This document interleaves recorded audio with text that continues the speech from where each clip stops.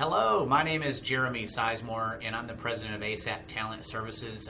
Many of the folks in the market may know us as one of the top SAP recruiting firms in North America. And today I want to talk about a subject that's near and dear to most of us in the SAP market, and that is work visas.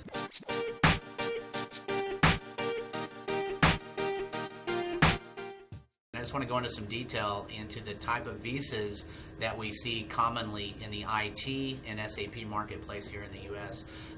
Probably at least 3 to 4 different types of visas.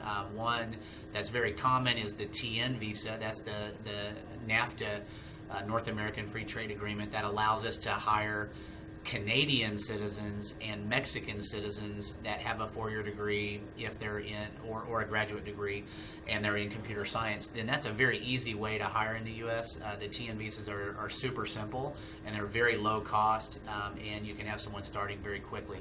So I really encourage companies to look at that as an option in their hiring. The other very common visa that we're seeing in the SAP market is the H-1B visa.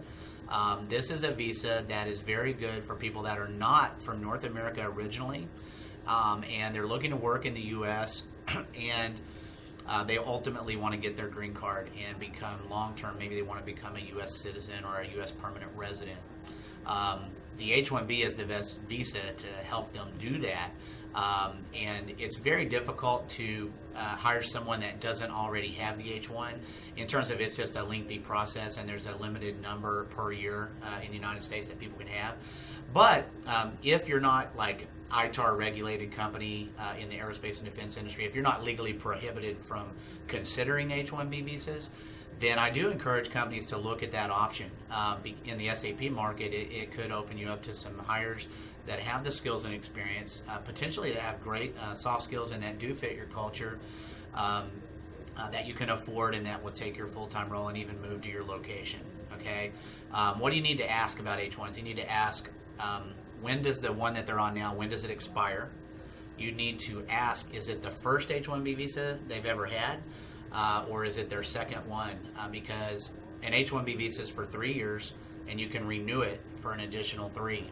And at some point in that 6-year period, those candidates need to start their green card process. And that's another great question for you to ask is, where are you, if you're looking at green card processing, where are you at in that process? And then you can capture that information and feed it to your legal team. But I want to give you guys, on the tail end of this video, just a couple of the bonuses, the pros as to why you would want to consider an H-1 candidate. It can help you with retention because people that are going through this green card processing, they don't want to jump around in the middle of that process. And they may not have as many options in the marketplace to just very easily move around as much as a U.S. citizen would, for example. And so it can improve your retention, and you can get people into long-term roles for 3 to 5 to 6 years. And the average person in the SAP market is jumping around every 18 months. So it is worth looking at, and it will probably cost most companies about $10,000 to help transfer a visa, and it may cost them some more money long term to help them with green card processing.